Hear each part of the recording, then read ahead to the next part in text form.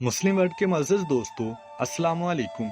नाज़रीन, शद्दाद कौन था, उसकी जन्नत कैसी थी और उसका और उसकी जन्नत का अंजाम क्या हुआ। शद्दाद और कौम आद के बारे में अल्लाह रब्बुल इज़्ज़त ने कुरान पाक में क्या इरशाद फरमाया और वो कौन से सहाबी रसूल थे जो अल्लाह के हुक्म से कई सदियां गुजर जाने के बाद शद्दाद की जन्नत में दाखिल हुए। यही हमारी आज की वीडियो का मौजू होगा और आज हम आपको ये भी बताएंगे कि शद्दाद की जन्नत इस वक्त कहाँ मिली है। नाजरीन, अहकाफ कौम आद का मस्कन था। अरबी में रेत के लंबे और ऊंचे टीलों को हकफ कहा जाता है। अहकाफ हकफ की जमा है और यूं इसका मतलब होता है रेत के ऊंचे और लंबे टीलों की ज़मीन। ये इलाका यमन और अमान के दरमियान बिखरा हुआ था। कौम आद यहाँ 8,500 साल कबल आबाद थी। कुरान पाक की एक सूरत का नाम भी सूरत अहकाफ है। अल्लाह रब्बुल इज़्ज़त ने उन्हें सरसब्ज खेतियाँ दे रखी थीं, जानवर भी, पानी भी और वाफर खुराक भी।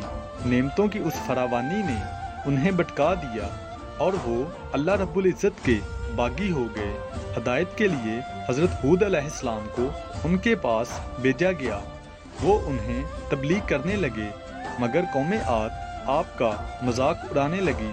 वो शिरक से पीछे हटने के लिए राजी ना हुए। शद्दाद उस कौम का बादशाह था। ये 2 भाई थे। बड़े भाई का नाम शद्दीद था, वो पहले बादशाह था, और उसके मरने के बाद छोटा भाई जिसका नाम शद्दाद था उसने इक़्तिदार संभाल लिया। वो एक वसी सल्तनत का हुक्मरान था। उसकी हुकूमत यमन से इराक और बाज़ रवायात के मुताबिक ईरान तक फैली हुई थी। हज़रत हूद अलैहिस्सलाम ने उसे भी समझाने की कोशिश की, मगर उसका दिल भी बंद था। हज़रत हूद अलैहिस्सलाम और शद्दाद के दरमियान मुकालमा हुआ। शद्दाद ने हज़रत हूद अलैहिस्सलाम से पूछा, अगर मैं ईमान ले आऊं तो मुझे क्या फ़ायदा होगा। हज़रत हूद अलैहिस्सलाम ने फरमाया, तुम पर जन्नत हलाल हो जाएगी। शद्दाद ने पूछा, जन्नत क्या है। हज़रत हूद अलैहिस्सलाम ने उसे जन्नत का नक्शा बताया। शद्दाद ने दावा कर दिया कि ये क्या बड़ी बात है, मैं भी ऐसी जन्नत बना सकता हूँ।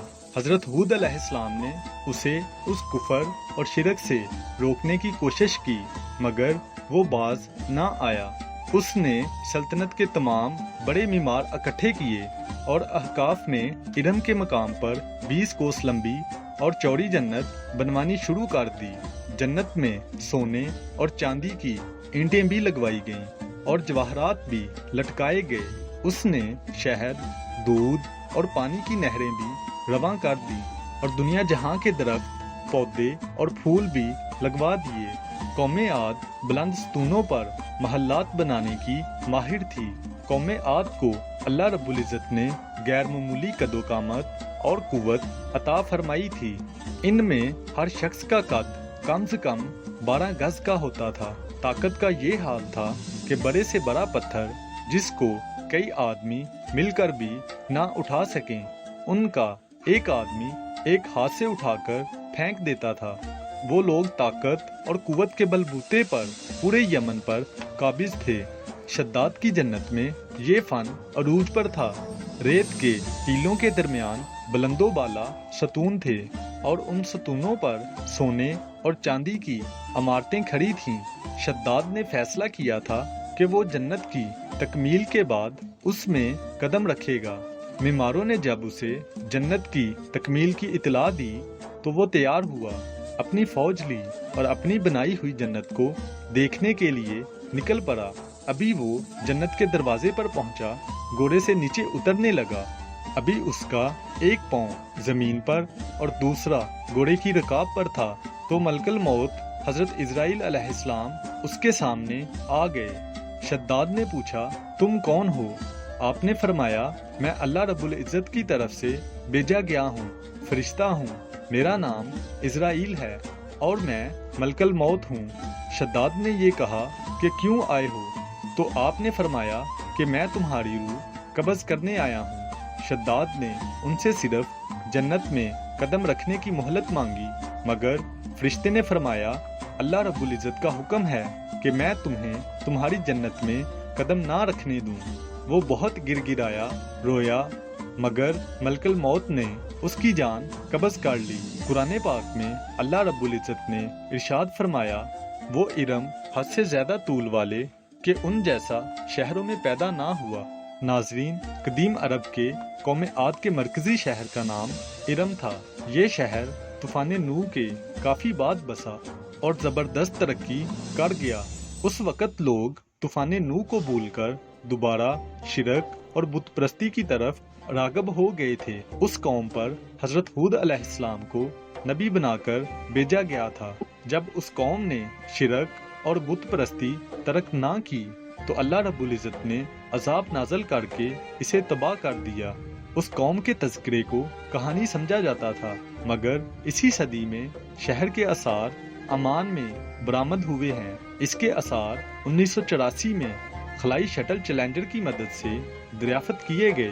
یہ شہر 3000 سال قبل مسیح سے لے کر پہلی صدی عیسوی تک اونٹوں کے اس کاروانی راستے پر آباد تھا جہاں سے ہند، عرب اور یورپ تک تجارت کی جاتی تھی، اور یہ اپنے زمانے کا ایک تجارتی مرکز تھا۔ روایات کے مطابق یہ شہر ایک عظیم طوفان سے تباہ ہوا۔ اسے 1000 ستونوں کا شہر کہا جاتا ہے۔ اس کے ستون بہت اونچے تھے۔ ارم کے ستونوں اور اس شہر کے حوالے سے بعض مفسرین نے فرمایا کہ ارم اس جنت کا نام ہے جو عاد کے بیٹے شداد بن عاد نے بنوائی تھی۔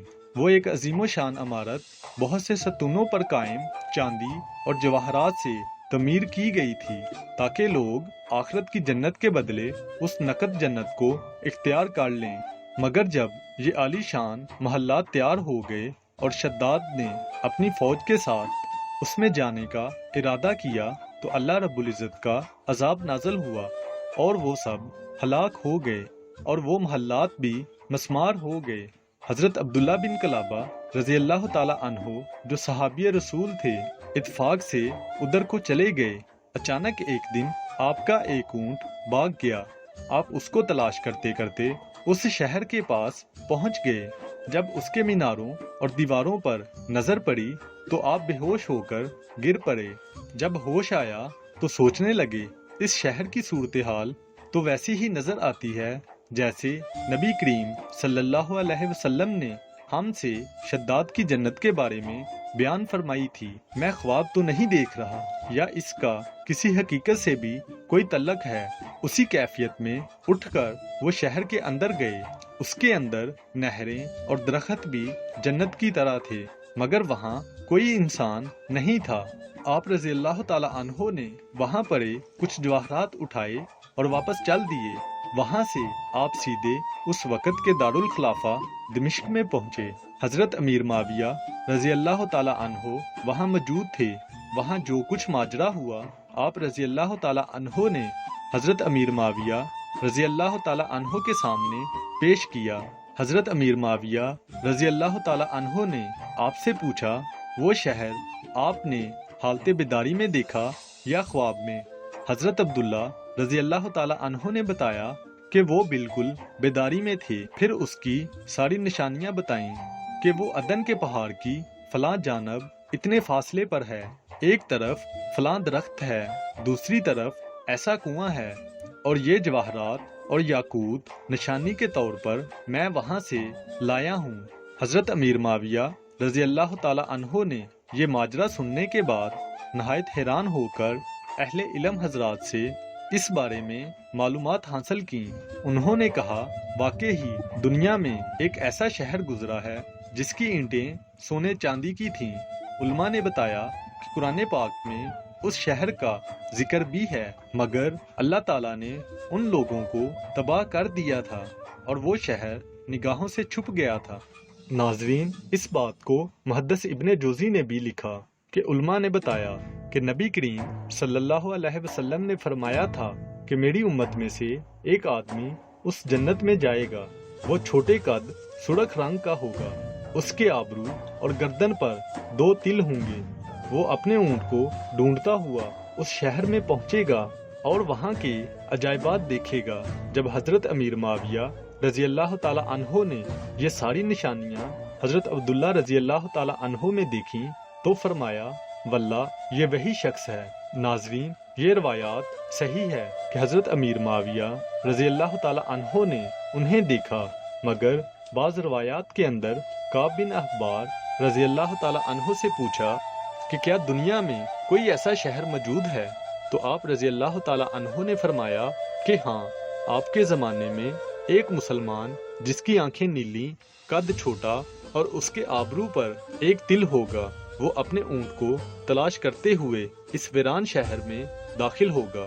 ناظرین، امید ہے آپ کو آج کی یہ ویڈیو ضرور پسند آئی ہوگی۔ مزید اسی طرح کی معلوماتی ویڈیو دیکھنے کے لیے ہمارے ساتھ جڑے رہیے۔ آپ سے ملاقات ہوگی انشاءاللہ اگلی ویڈیو میں۔